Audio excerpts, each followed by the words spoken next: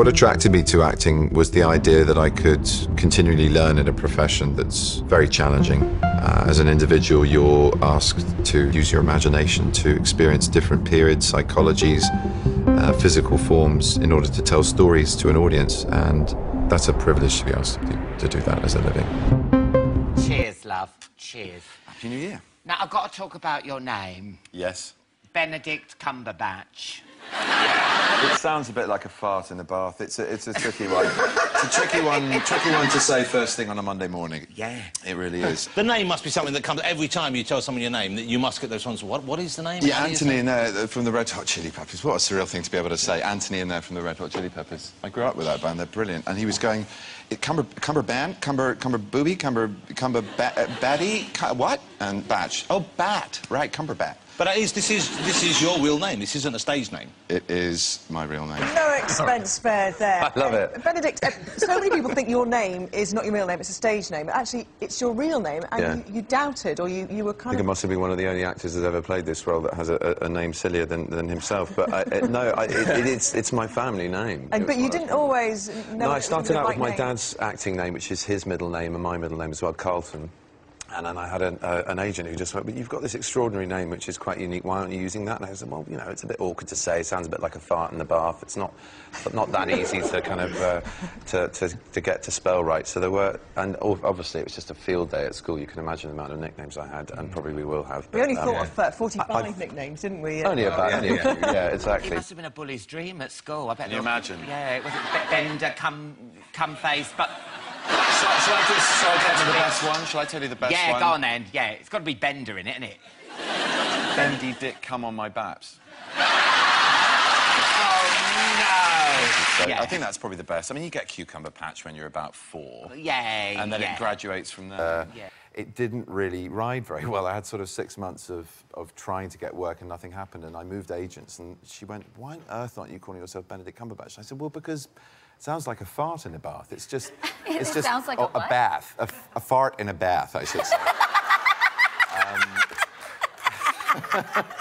And so, yeah, and, you know, but I guess, you know... A fart in a bath. A fart in a bath.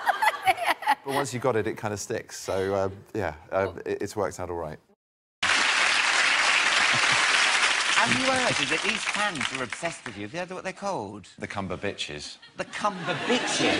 Like nine pals. Benedict Cumberbatch fans are called... Just say it.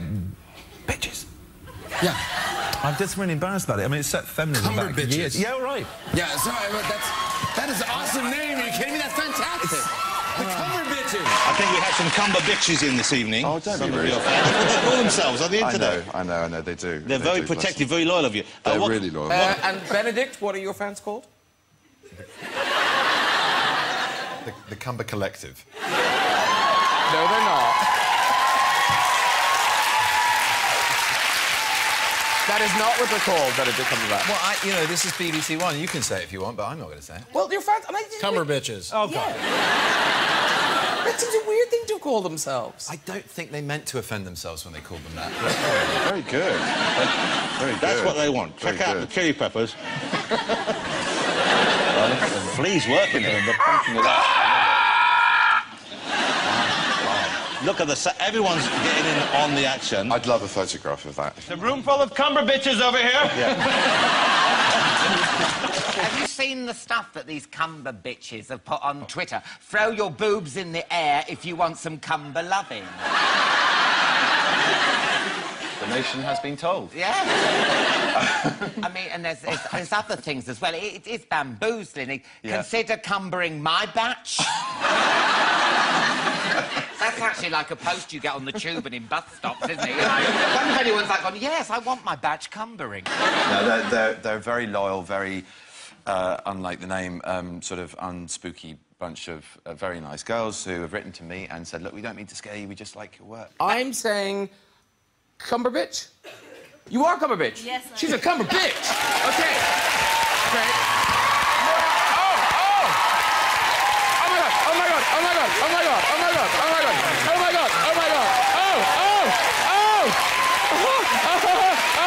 I'm coming for Benedict! Hi! Did you be flying? More to say. see you again. You really flew in? Yes. You really I took a 12-hour direct flight from Hong Kong to here, and I applied 5 days annual leave from the work to see you.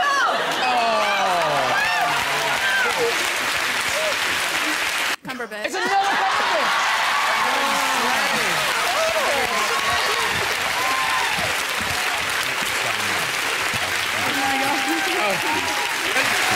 Okay. Yes. Oh, now rising walkabout. Hi now. Get back down. Oh, there you go. That was very good. What nice guy. He just kissed one of my bitches. Oh. You said it. I can't believe I said it. I've been drawn into their game. I stole one of your Can we Cumbers. have a nice Venn diagram of pine bitches, maybe?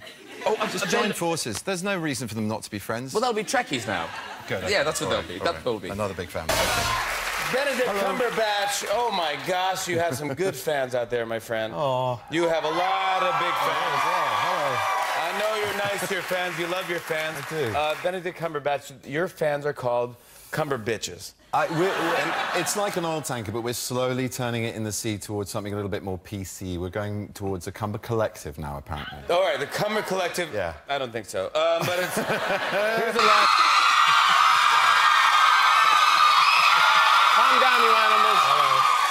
Wow, this is Justin Bieber level. Yeah.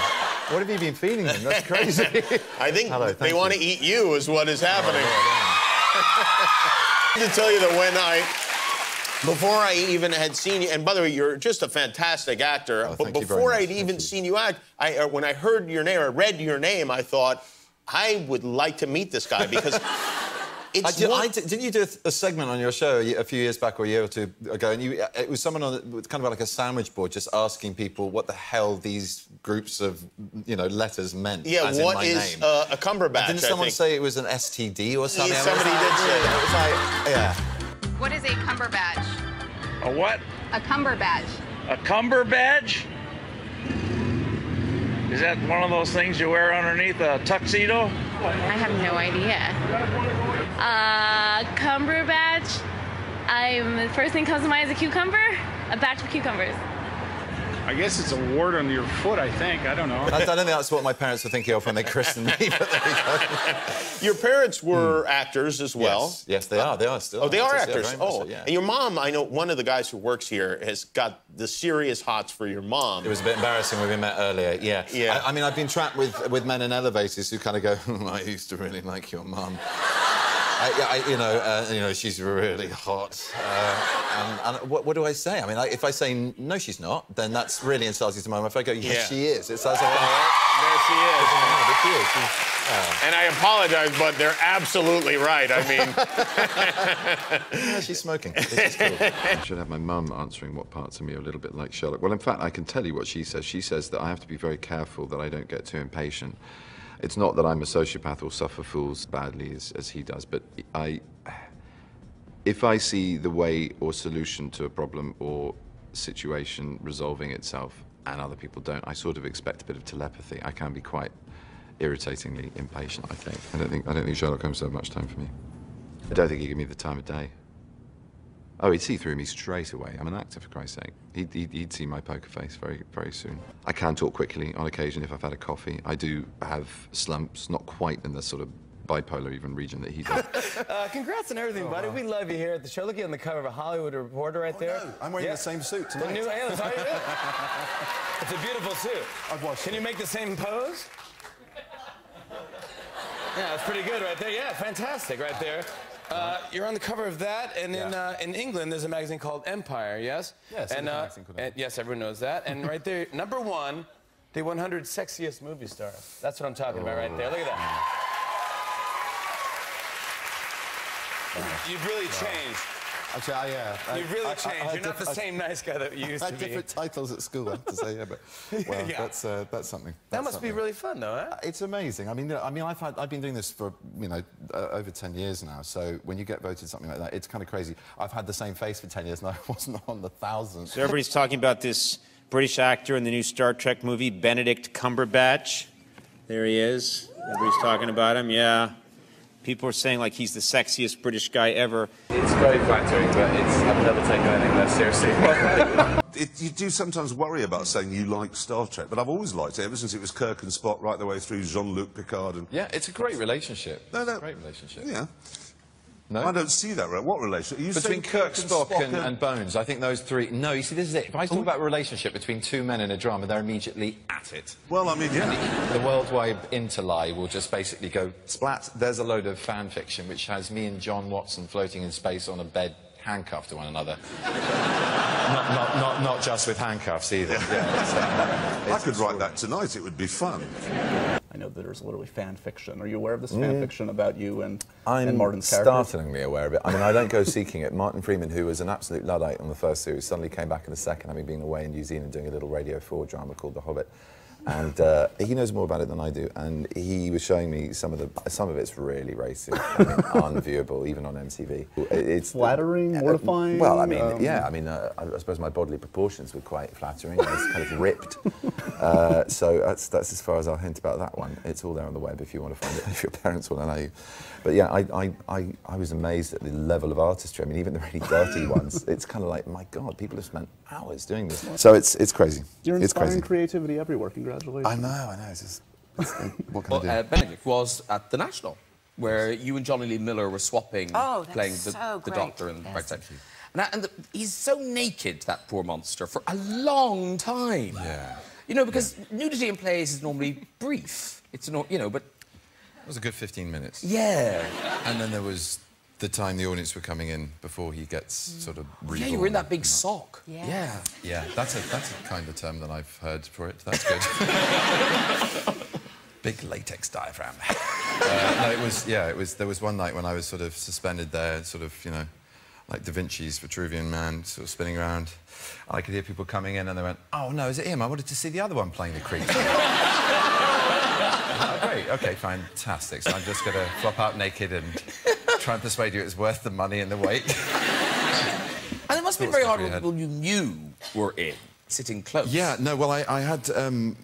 Olivia, my ex-girlfriend's mother, and her were both in, and she said, we got tickets quite near the front. Is that a problem? And I went, not if I angle myself in a particular way. It should be all right, but, you know, there's always the... You don't want your mother-in-law just... Being teabagged? No. No.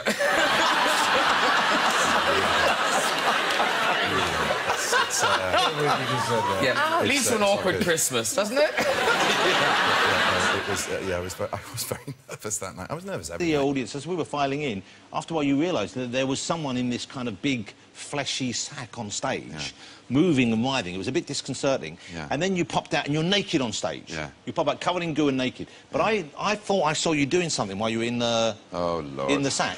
Oh, Lord. Am I right in this? I thought you were being too Am clean. I right in this? I was stretching. No, my arms. but I thought, OK, you were touching yourself. What? You were. And then we thought, well, if you're going to come out naked, you would want to be looking your best. It's a hard thing to ask in an air-conditioned theatre full of 1,100 people, So especially when you're in that sack and you hear, oh, is it him? I wanted to see Johnny Lee Miller. And you're going, wow. I've got to move around this stage naked for 15 more minutes before I... Money or sex? Oh. Sex. Apollo or Dionysus? Dionysus. Good cop or bad cop? Bad cop. Dylan or Hendrix? Pass. James Dean or James Stewart? No. That is... You're digging deep into my soul of split personality. Both. Optimist or pessimist? Optimist. Minimalist or maximalist? Minimalist. Grace Kelly or Grace Jones? Grace Kelly. Lennon or McCartney? Lennon. Sorry, Paul. Yeah, you do get some weird things. I had a riding crop sent to me in the post, an Ann Summers riding crop. I mean, that appears... Well, yeah, but it appears in the beginning of the first episode. He's whipping a dead body. No, I've had some weird things, yes. But the best was actually a complete play on what was expected, because there were some weird things happening at one point. And suddenly in the post, I got an Ann Summers whip. Ann Summers, I don't even know, it's a bit like Victoria's Secret. So it was a black whip with a red heart at the end of it. Don't hold your hand up, that means you sent it. She didn't. But I thought it was a fan.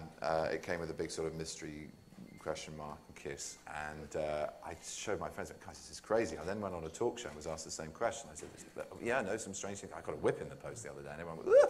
And obviously because of that first scene, I'm whipping the cadaver and asking what bruises form in the next 20 minutes. And then I... Was that an applause for that line? I need to come back to this venue, it's great. And then my friends that I was telling this story to, who then saw me on the show in question, rang me up and they were crying with laughter. They'd sent it to me. I've noticed in the Sherlock Holmes that you film in Soho. Yeah.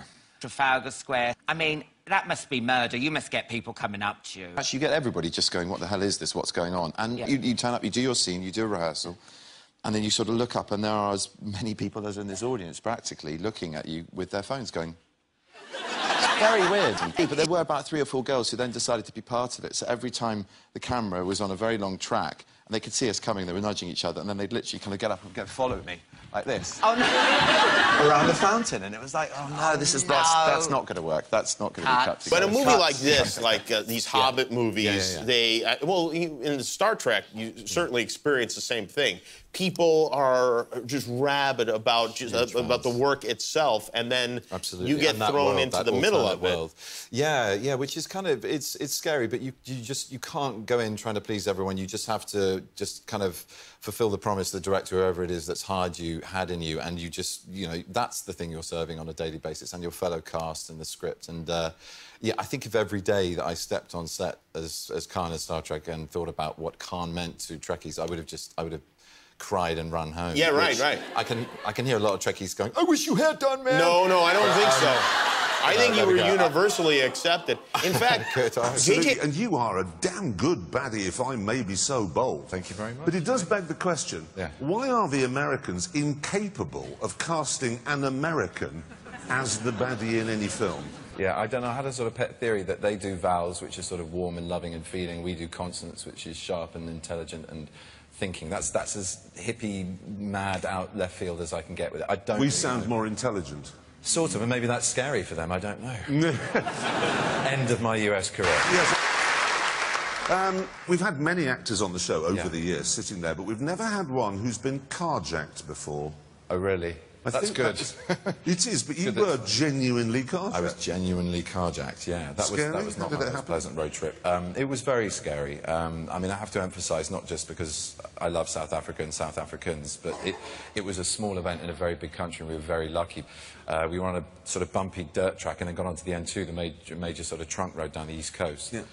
And front right tyre blew, and these guys surrounded us. Stuff went on with belongings, and we were pushed about a bit. I was put in the boot of the car, though, at one point, and that was interesting. I thought, oh, maybe I could diffuse the brake lights, and then a policeman... No policeman has happened. Got to put over a car full of men at midnight, to question a broken taillight. But it was very scary, and, yeah. And when they got you out again, did they not put a duvet over your head? At one point, stuff was being thrown out of the car. We were underneath this underpass, and these juggernauts were just charging over, and the sound cover would be sort of perfect for a quiet pop. Then this duvet got thrown out, which just went over our head, and I thought, again, it's the pillow thing. It's just it's going to be a muffler for a gunshot. So, I kind of came to terms with mortality and dying on my own about 4 times in the space of half an hour, and the whole thing went on for about 2 hours. But we mustn't put people off Southern Africa. No, we mustn't. It's a big, beautiful place. It is. So we could just ignore all. It doesn't really happen. Cut that. And the famous kind of dialogue, the speeches that Sherlock does, the kind of the kind of moss that grows on the east side, and it must have been after midnight, and blah blah blah blah blah. Are like those things? Are they incredibly hard to learn? I make it up. No, you don't. Of course I don't. They're amazingly hard to learn. Yeah, but actually, not just as hard to learn, but you have to speak them at the speed of thought. So you have no thought time. Even now, when I'm thinking of what to say next, I'm going into my brain to some weird, dusty file of words that can make sentences. Whereas in that, you just have to go brah, and hope it's all there. And that is hard. That is tricky. And when you're doing it, are you acting? Or are you just remembering it? Hopefully I'm acting as well, Graham. Because otherwise I'd look like an actor going bada bada bada bada bada bada. Did I get that right? And hopefully. No, you're very good at it. I just wondered what was going on in your head. Oh, I see in my head. Oh, that would be telling. Okay. Usually it's like driving a very fast car and going, oh my God, is that a wall? You know, that's kind of what it feels like. Come to Hollywood, Los Angeles. Well, I came out here for to promote a film called Stars for 10. Maybe about 4 or 5 years ago, even longer than that actually. But I can't quite remember. But anyway, it was out here to promote the film, and I kind of loved it. I came out for a week's holiday before with my girlfriend at the time, and we had a blast. And I sort of came out of the airport and turned into a complete sort of English cliche, got the, Mustang convertible. It's funny that... Stayed at a hotel on the Strip and was just driving around going, yeah, cool. This is great. Being here, we don't think of it like in those terms, but yes, when people come from England... You must just be able to spot us going, yep. Yeah, another one. Because you're the only ones enjoying yourselves, really. A recurring dream? Being abandoned in my grandmother's house on my own and waking up to find everyone's gone. So speaks a child who went to boarding school. Abandonment issues, I think that's anyway. I forgive you, Mum and Dad, that's fine. Be at the cash machine, getting your thing out, getting your money out, and literally people would just chalk your blazer so that they'd know that you were somebody who was carrying cash. And you're a little schoolboy with your uniform on, it was ridiculous. And a friend of mine did it, and he got mugged, and he went, oh, I'll see what I've got. He said, give me £20, £20, I want £20. He went, I'm sorry, I've only got 50, is that all right? Typical Rogan, having 50 pounds in his pocket. Yeah. What's worth fighting for? An awful lot. Your name, your privacy, your family. Certain parts sometimes as an actor I think are worth fighting for in a sort of metaphorical way. What's your signature dance? Wow. The running man sometimes pops up, but that's definitely not my signature. That's when I don't know what's good for me.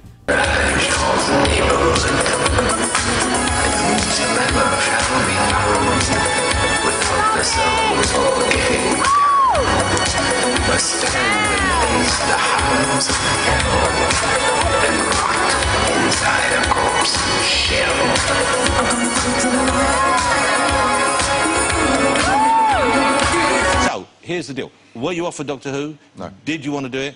No. Would you like to do it? No.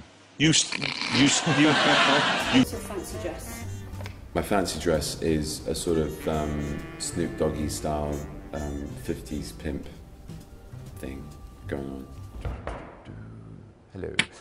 Thank you very much for making me one of the Men of the Year, GQ. It's a great honour, and as ever, it's always nice to be smartly dressed in some sharp Dunhill and be given a cane with Moriarty's skull on the end of it. Be warned. Thank you very much indeed. Have a good year. Who would you like to play you in a film? Christopher Walken would be very funny to see what he would do to me. Yeah. Could we trouble you for a little of your Rickman? What would you like me to say to you? Snoop! Okay, all right. Oh, God, okay. Rolling down the street, smoking in dough, sipping on gin and juice. Laid back. That's always hard to beat. With my mind, on my money, on my money, on my mind. You with my mind, on my money. Can you do maybe just do one more, just do that one there, yeah? Because I think. Oh God! I want to hear Alan Rickman say this. I like big butts, and I cannot lie. Can you do an imitation? My jet lag. Can you do either an imitation of Matthew McConaughey or Arnold Schwarzenegger? Now we are having fun. In the yes column. Okay. I think, did you slip into a bit of David Tennant earlier on? Oh, I don't know, maybe. I'm not going to stretch that one out because all my accents go wonky after a while. At the screening, there was a screening, and the real guys from The Guardian were at it, and they were being asked questions, and all they could talk about, because they knew Julian Assange well, and they were just saying how uncannily accurate your performance is. Are you confident going into that sort of thing? Like, are you a good study? The last time you were here, you did me, and you were very good. You did my laugh very well. That was yeah. It's really kind of chilling, and we just wondered, can you make anything sound sinister? So one of the things I've got to do, I do a trail, you know, for the show. Yeah. You know, watch this week. Yeah. Da, da, da, right? Yeah. So if I do it as I do it, but if you could try it but make it sinister. Could you really do that? Tempted to impersonate you, but all right, okay. All right, I'll do it. Okay. Okay. Can you read that? This is important. Can you read that? Lean forwards. Oh. Okay, so... In a sort of sinister way. Okay. Sinister as you like. Yeah. Join me with Hollywood heartthrob Chris Pine, theatrical star Kim Cattrall, the hottest chat show host in the world, Graham Norton, and flying the flag for Britain, Eurovision hopeful Bonnie Tyler. Woohoo.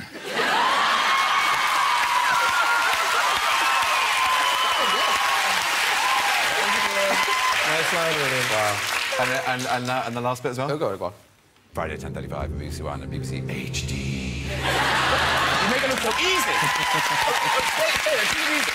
Well, the rest of it. Do the music. Do the music. Oh, stay there. I'm enjoying this. Introduce Bonnie Tyler. Right. Yeah. It's time for the music.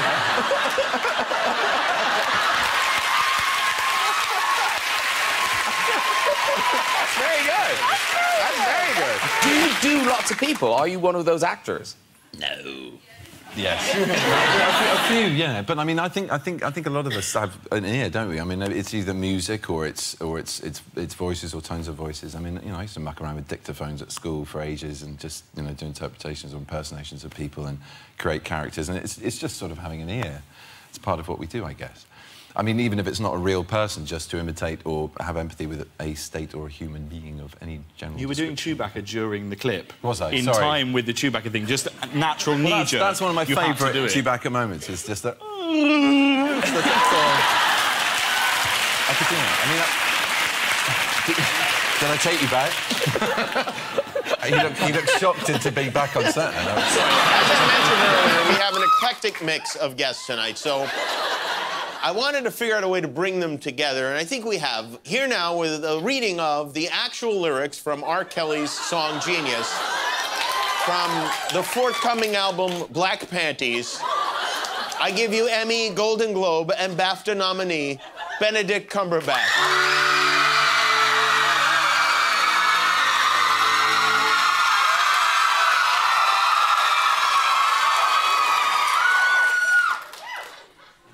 Bodies so freaking soft.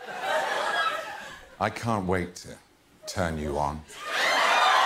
You got me like la la la la la, baby. It's how you make me feel, baby. I can feel your body flowers while I'm kissing on your thighs. You got me like la, la, la, la, baby. Anticipation's so crazy. I'll be good to you. Promise. While making love to you. Promise. Go to sleep. And when we wake up, I'ma hit that thing again. Promise. Do you have any irrational fears? No, I'm quite a rationalist. I'm not superstitious. I think life is too full of natural wonders and logical complexities to worry about illogical things. To tell us about was it you and a buddy went to Nepal? Were hiking, trekking through Nepal? I was teaching there, but I was teaching actually in India. Oh yeah, my God, yeah. what a wonderful experience. It was an incredible experience in a Tibetan Buddhist monastery and in the exiled Tibetan community that live in sort of that part of... Now, how did this come to you? Why did you want to do this? How did it happen? It's incredible. A woman came to speak to my school and I was really inspired by it. And in England, sometimes if you're lucky enough, like I was, to have the option, you can take a year between school and going to university. And I decided to take a gap year, as they call it, and go to India and teach in this community. Her talk fascinated me, and that alone was an amazing experience. And then we had a bit of a break and a holiday, so we went off trekking. Didn't have much money, didn't have a guide, really didn't have a clue, and there were 4 of us, then 3, then 2, because the other 2 got altitude sickness. I started to get altitude sickness with the last remaining friend, Do you remember what the elevation is you're talking about here? I can't, no, and it wasn't spectacular. We just did it too quickly, and you really need to take your time and do it properly. Yeah, acclimate. And I didn't, and I had crazy hallucinations and realised that I was in trouble. Really, actual hallucinations from the altitude sickness? Yeah, What sort of things? Visually, you were seeing things? Well, yeah, like sort of, I had this whole hallucination that somebody had come in and stolen stuff from us, and then I went outside and there were these stars, and they sort of started exploding like fireworks. It turned out a new group had actually arrived that night in the lodge where I slept, and they didn't steal anything, but they did think our possessions were there. So it was like, it was reality mixing with paranoia. Yeah, it was so quite scary. Now, when you spend time at altitude, does that do brain damage, or is it just a temporary... No, I've wondered about this myself. I'm not trying to be cheeky here, I'm just... Let the good people be the judge.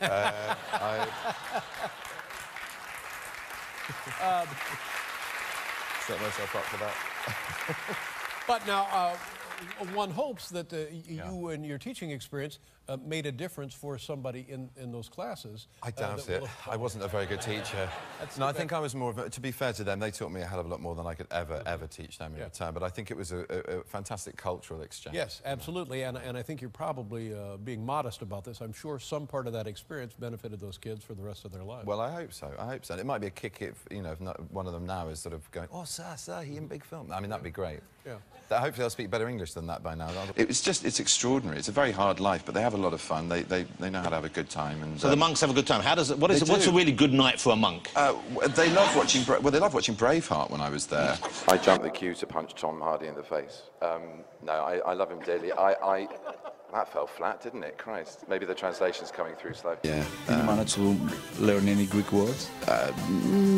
Λίγο. Yes. Πόσο λίγο? Λίγο. Ένα, τέσσερα. I don't know. A few. Γεια σου, τι κάνεις, καλά. Ευχαριστώ πάρα πολύ, παρακαλώ. Πώς το λένε, θέλεις, έλα. You have a pretty good accent. You're very kind. That was wonderful, because I did that moment, and it got in the rehearsal, people were going, oh my God! When they're watching it, there were like 10 people just getting ecstatic about it, which is quite a rare thing to get an immediate audience response on television. Yeah, I'm upstaged by a hydraulic bed, I can't believe it. The thing about it is, the thing that really holds you is the fact that it turns something which is so complex and so epically nightmarish in the guise of the First World War into something that's universally understandable because it's through the eyes of a horse. And that translates through the book, through the film, and through the stage play. What's the biggest mistake that you've ever made? Wow. Okay. It's a bit of a personal question. It doesn't have to be personal. The biggest mistake? Acting, like blooper, maybe? Any on-set injuries? Hang on. I've got one. Go, Shall I you go go. first? Yeah, go. Well, I did a film with Gary Oldman. I did Tinker Tailor Soldier Spy, and there's a scene where I'm looking at him after he's had his swim in Hampstead Ponds. Right. And I go, you look tired. And we'd just been talking about the fact that, you know, he was a bit young to play the part, and he was being a bit paranoid about would this make him look a little bit older. And I just went, you look old. On the first take, and his beautiful wife was watching us. And I went absolutely white. It was like, it's all right, darling, she says that all the time. Also, huge Harrison Ford fan. Huge. Well, actually, have you met before? Yeah, we have. Embarrassingly, I met you at our agent's party at UTA in Los Angeles. Our agent? Yeah, well, our agency. We don't have the same agent, but we have the same agency, UTA. Oh, good. I think. Was he dressed as a pea? Because he does this. We've seen some photographs of him dressed as a pea. I've got to catch Did you talk to each other? Yeah, but when I made a complete idiot of myself, you were very nice. No, I did. I really did. I came up to you and I went, I'm a really, really big fan. I used to fantasize about you. And that's why. I used to fantasize about being Han Solo, Indy. Oh, and I took it Jack wrong. No, you took it very well. You just went, well, it takes all sorts. I have a character that I'm drawn to and inspired by most, as in his traits are something that I would love to own myself, and that's Christopher Tietjens in Parade's End. I mean, he's just a sort of unfathomably generous and patient and almost drudgingly loyal and doggedly determined human being, and yet just sort of really quietly courageous. He doesn't suffer hypocrisy or fools gladly. He doesn't betray himself or his ideals for any quick fixes. He believes in respecting the old and tradition as well as embracing the new, and he's good with his men, and he's good with children, he's good with animals. I mean, he's just a good human being. I've got a very big affection for that man. So yeah, I guess if I can live a life half as good as his, then I'll know I've done all right. That's the thing I love about classical music, is you really do have a very associative and sort of synesthetic experience with it. Your mind, when you're listening to it in concert, which it always blows me away, any classical music live is extraordinary. Not only because of the skill that you're seeing in front of you, just plucked out of nothing, out of an inanimate object. Yeah. Of great beauty, yes, but it still doesn't say anything until you have a human being with it. And then to see that is extraordinary in itself. And then the music, what that does to you, the meditative quality of it just transcends. What drives me is having a challenge and meeting that challenge in a way that will hopefully make my peers, my family and my friends proud. Part of it is a thrill-seeking as well, although I think you're in a lot of danger if you just become an adrenaline junkie. But you need stability, you need stamina, and you need to be able to keep your perspective and feel grounded and secure in what you're doing as an actor. It's extraordinary. I mean, normally as an actor you get very self-conscious when you're watching yourself and you're in your own audience. It's a very peculiar, surreal experience, and I'm always uncomfortable about viewing my work anyway.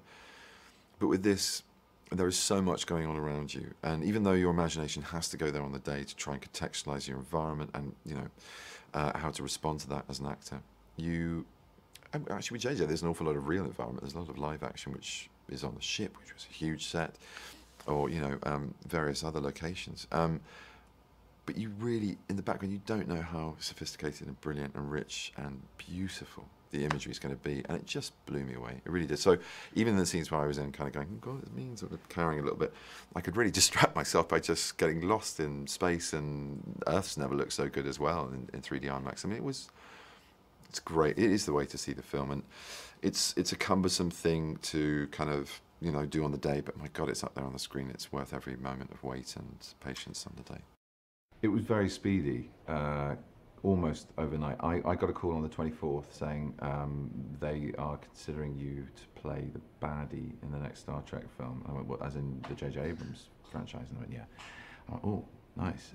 Can I see a script? No. Can I see something? No. Who am I playing? We can't tell you. It's just absurdly good fun. It gets to the point sometimes where you don't will it to be harder work, but you wonder sometimes whether you're actually really in your right to get paid for what you do. I mean, it's really good fun. There was one time, the hours are crazy, but that's just the way of doing a big film like this. You just have to work until you get the day done.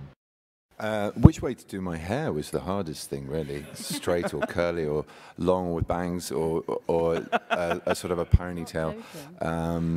Or maybe no hair. And was it odd going back to be Sherlock to match up? Because for Star Trek, you've kind of totally beefed up and been to the gym and all that. I've got quite skinny again now, and he's a bit more of a lean thinking machine. I mean, he runs around and he does things, but he's not the kind of warrior and combat weapon expert that my character in Star Trek is. But yeah, no, it wasn't difficult. And there was a huge lag as well. Like, we finished in May or something, like about this time last year. And, oh wow! In the meantime, yeah, I've done other things and lost a bit of chunkamunka weight.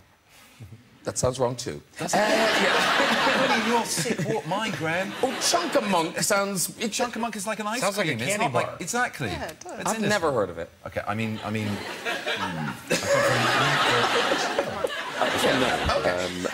It didn't cause me a problem going back, but yeah, I mean, beyond the bangs or how I was going to wear my hair, that was the hardest thing in all honesty, because it meant an awful lot of eating in a very short space of time. I enjoyed it, although there was one stage where I ate about 4,000 calories a day, and then carb depleted. This is so boring, I can't believe I'm saying this. And it's horrible. You turn into an absolute creature from hell, because all the fuel you've been relying on to kind of get you through the workout disappears, and it's all about going whoop around the muscle. And it's just horrible. I know how girls feel. Diets are shite. I mean, it's very sophisticated storytelling. There's really rich themes that sort of sew a thread through the whole kind of backdrop, and aren't sort of forced in your face. It's not look at us, how clever we're being, but there are very grown-up questions being asked in the sort of figure of Harrison, my character. A very ambiguous relationship to what is generically a bad guy. Yes, he's kick-ass, yes, he's powerful, yes, he's manipulative and very devious and extraordinarily adept at doing what he does. But when you discover his motivations, hopefully you know, you should have an empathy shift. He's got a moral core and a real purpose, and it kind of marries Kirk's in many ways. One of the things I saw about you, of course I'm a fan of your acting and your work, but it was an interview, you were on the red carpet in London, yeah, and you got choked up and almost started crying to a reporter. Do you remember this? Yeah, I did. Well, it was actually to a fan. I was talking to a fan. I was signing something, and the umpteenth person was on the stage in front of me. And it was Zach at this point saying really nice things about me, and I kind of lost it. And I was sort of looking down and trying not to cry, and you know, it was a bit of a tear. And they went, "Are you okay?" I went, "Yeah, it's a bit windy, isn't it? It's a bit windy." Chicken.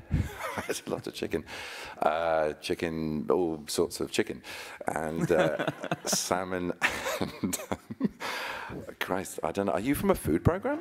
Right, oh, you are, right, okay. God, that took me a long time to work out. So I was playing Sherlock until midnight last night, so my powers of deduction are a bit sleepy this morning. I would say yes, and protein shakes, but we tried to keep it normal, food-based, carb and protein, and, and chicken. And I can't think what else I ate. Can you remember what I ate? I had a lot of what these guys ate, because I suddenly discovered they were walking on set with these beautiful little bags with sort of pre-made meals. I thought, where did you get one of those? Oh, that's a dietitian. Oh, okay, can I have a dietitian? Yeah. Oh, okay, so I don't have to eat chicken and then more chicken, just because I was for like 2 weeks eating chicken, potatoes and broccoli. Listen, I'd be very happy about, you know, the kind of rich detail of the psychological portrayal of the character, but at the heart of it as well, there's a 10-year-old inside me going, yes! Because, you know, you're running through plates of glass, you're jumping at things and then flying through the air because you're on a rig that's taking you up on a wire, and then you're, you know, doing these stunt scenes where I learned sort of this sort of Hollywood foos, it's called, you know, to sell the punches and kicks, and just a whole new skill set, and so enjoyable to try and perfect with a really expert group of films. That can be taught. I got taught that. That was what, how to punch? Yeah, Hollywood foo. It was great fun. Do you punch with that side of your hand? What are you doing? When you punch. No, you're trying to wipe a windscreen. No, when you punch somebody, I've often, you sometimes. Well, normally, you know, you're quite tight, and it's all from the waist, but you have to set it a bit more for a camera, so you arc it round a bit. But why don't you just end up punching somebody in the middle? Try a fake punch. What if it turns into a real one? Well, I'll give and you receive. I like being the dominant one. So there's the camera. That one. Facing me would be good. You're actually directing now. Yeah, right, facing you. Am I ready for this punch? Yeah. When I get to about there, you can move your head faster. But what if I don't? I'm not gonna do that. Is anybody there? Your dry cleaning bills when my nose just bursts. Right. You ready? Yes. Ready? Okay, and. Ooh. Is that okay? He knows. They know.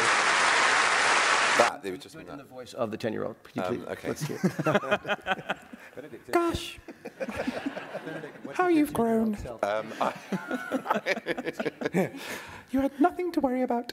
I don't know. I genuinely don't know. I mean, that's a great question. That would take too long to think about it to come up with a good answer. But pretty chuffed, I think. I mean, I you know, what was I doing when I was 10? Yeah, I was probably playing Anne in Half a Sixpence at school at that time. So the idea of being in a Star Trek film was probably very far from Anne's mind. I think he was just very worried about, you know, that it gets confusing when you're constantly playing girls at that age. That bangs a tale. Yeah, no, I think he would have been really, really surprised and wouldn't quite have believed it. Do you have a message to all Starfleet students? Yes, grammar is important. Don't split your infinitives.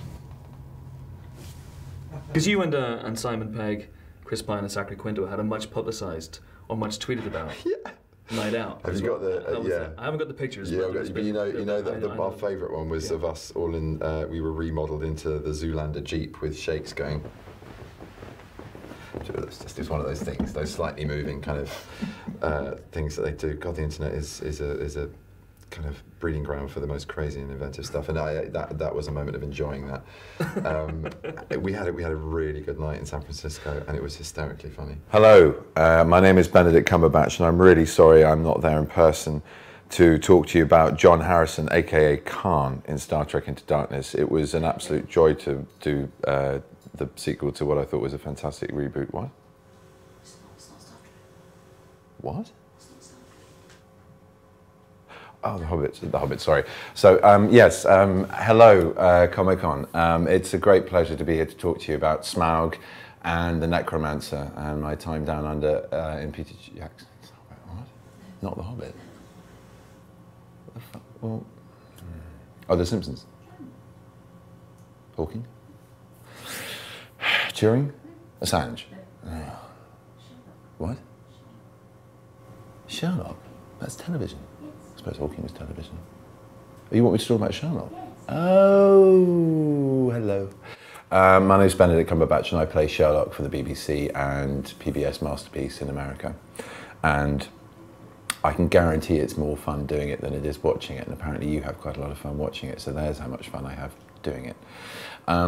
We've started we started series 3. We're in the middle of it all. We've done the first 2 episodes and had to take a little break whilst Martin put his sweaty prosthetic feet back and had a flat white. And then I went to join him to growl a little bit in New Zealand. There you go, folks. That's my New Zealand accent. That'll be me lampooned. Yeah, but we're back at the end of July with episode 3. It's been so much fun. The scripts are just a delight, and I cannot wait for you to see it. Yeah, I think you're in for a treat. We've really enjoyed making it. I'm on holiday at the moment and in a kind of giving vein, and having, for pretty much 2 years of my life, not being able to talk in any kind of detail about who I'm playing, what I'm doing, what my character does, how he does it. I just think, it. I'm going to tell you how Sherlock survived. So, here's a ledge of a building. Here is Sherlock. This is what happened.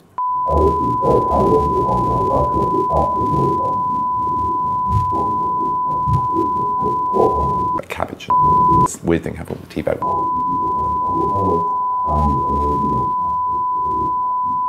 There's this big helicopter thing.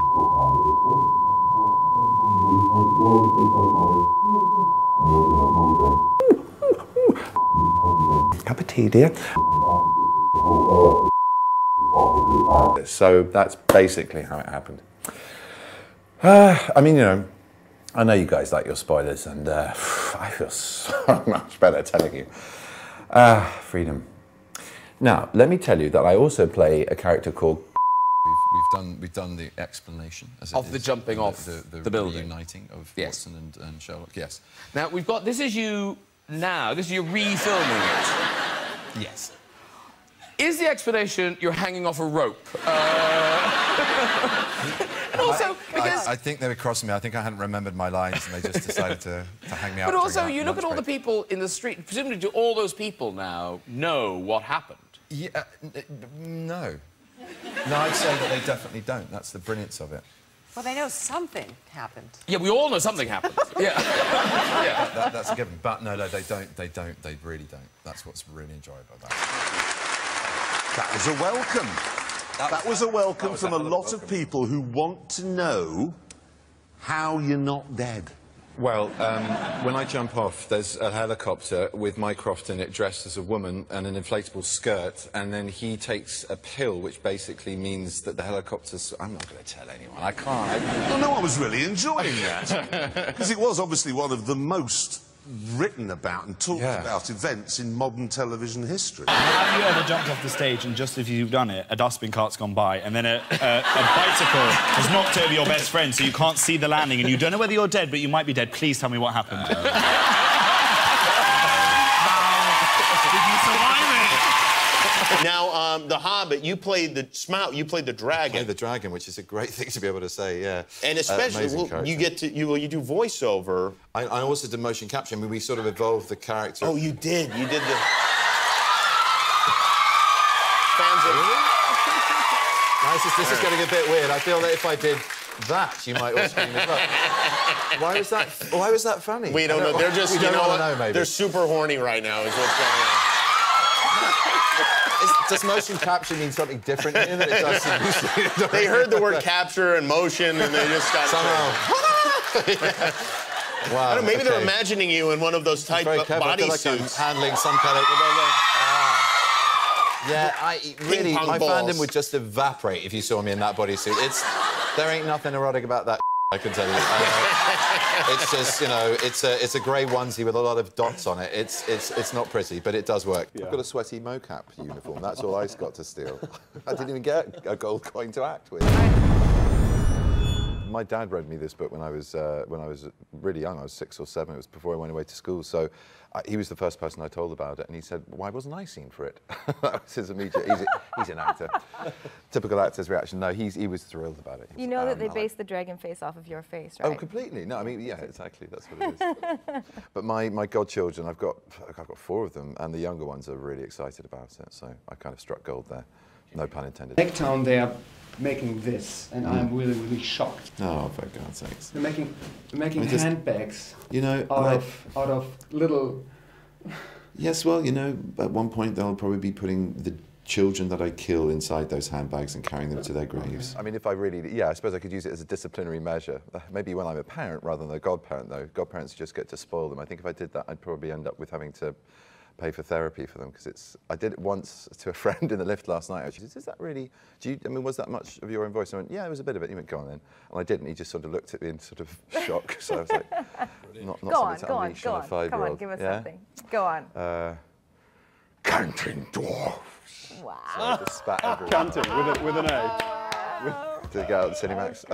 But yeah, it was something I really wanted to nail with both of them. I really wanted Smaug, and I auditioned for that, put myself on tape, then met Peter, Fran, and Philippa. And I said, do you want me to read for Smaug? And Peter was like, "Oh, no, you did a fantastic audition for that.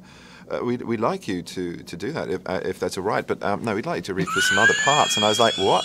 You want me to read for some other parts? This is ridiculous." And I said, "I just wanted to play the dragon. That's great." "No, well, yeah, but you could do a live-action character." And I just sort of saw like 3 years of my life going, "Woo!" I was like, "That's amazing." Mastering the language that you have to speak as the necromancer. Oh, loved it. Is that great part fun. of the appeal of this is digging into something that is so complicated and yet making it sound effortless? Yeah, oh, well, that's very kind. Well, that was a huge deal to do with the fact that I had Leith, who's this fantastic New Zealand Kiwi dialect coach, and she's just a joy to work with. And she was really helpful with maintaining my voice for Smaug, because obviously that, you know, it tested my vocal cords somewhat. Oh, come now, don't be shy. Step into the light. Benedict wanted to explore with his body and his voice with a complete commitment to bring the whole of his creativity to that character. With Benedict Cumberbatch, you've got a fantastic voice with a fantastically intelligent actor. And you've got a fan of The Hobbit who loves Smaug. You've got 3 things which go together to create a perfect storm. My wings are a hurricane. Action. Bilbo accidentally sets off this massive torrent of rage, and it's kind of unstoppable. So tell me, thief, how do you choose to die? I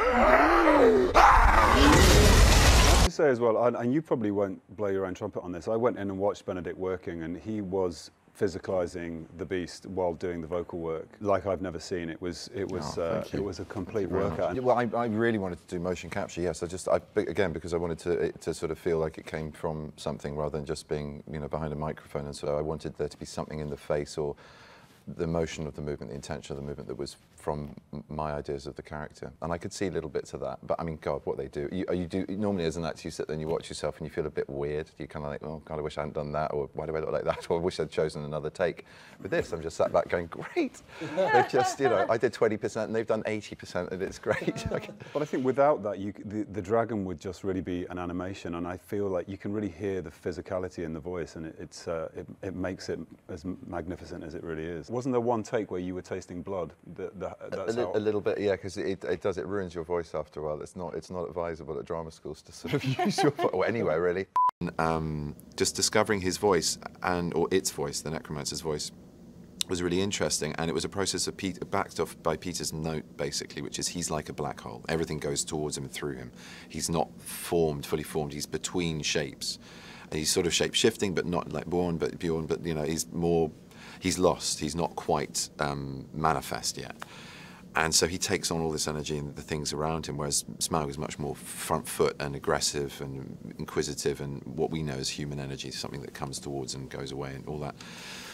So how do you do that? And we experimented with a bungee, so I'd walk through the mocap stage, the volume as they call it, and be going forwards but being pulled back at the same time, which sounds really irritating, but was actually, it was really helpful, really bizarre kind of jerky energy it gave him. And I thought, why don't we try the black speech backwards? And they all looked at me and went, what? And I thought, well, should we just try it backwards? And so we wrote it out phonetically backwards and then played it, and it was like some satanic rite of, you know, it's like the Lord's Prayer back. It was horrible. It gives me the creeps, and that's the main quality of what we recorded and used in the film. And I wanted him to be, you know, not to have such a bodied voice, so it was always going to be higher in its register and sort of, you know, ethereal and not quite fully formed.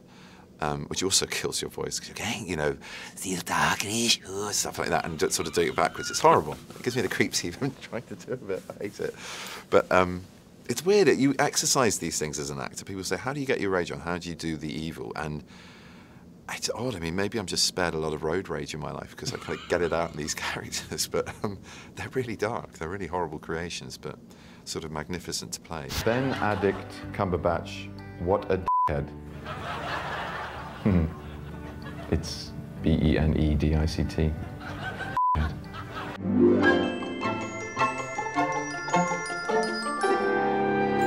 Hello, I'm Benedict Cumberbatch. Did you miss me? Did you miss me? Did you miss me? Murray, what are you doing? Oh, it's not Murray. The name's Moriarty.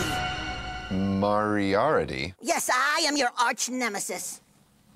Murray, I don't really have arch nemesis in real life. Well, you do today, and his name is Moriarty. Are you ready for my brain-bending challenge, Sherlock? I'm not really Sherlock. I just play him on the television. Oh, what's your name, then? Benedict. Well, then, are you ready for my brain-bending challenge, Benedict Sherlock? Yeah, sure. What is it? On this table are some fruit. Oh, yeah, I see you've got some apples and some oranges. Are there more apples or are there more oranges? I don't know. You're the super sleuth. Figure it out. I'm really just an actor. Well, act like a super sleuth and figure it out. The game is on. Oh, is it? Who's playing who? No, not that kind of game. This game with the fruit. Okay, more apples or more oranges? I'm going to need some help with this. Ooh, from Watson? No, not from Watson. From the Count. Greetings! Count, how many apples are there on this table? Can you count them? Yes, of course, I love to count. There are 1, 2, 3, 4 luscious apples, Benedict. 4 apples, thank you. And how many oranges are there on the table? There are 1, 2, 3 oranges. 4 apples, 3 oranges, that's interesting. You're stumped by my perplexing problem. No, you see, if there are 4 apples and only 3 oranges, 4 is a bigger number than 3. So that means there are more apples on the table than there are oranges. That is correct. 4 is more than 3. Oh, drat! You win this time, Sherlock. Benedict. You win this time, Benedict Sherlock. That is one smart man. Being in front of an audience makes me feel alive. Being with friends makes me feel alive. I've done some crazy stuff in my time, and yet I can feel infinitely alive, curled up on a sofa reading a book. So what makes me feel alive? I guess it's realizing I'm part of the world around me.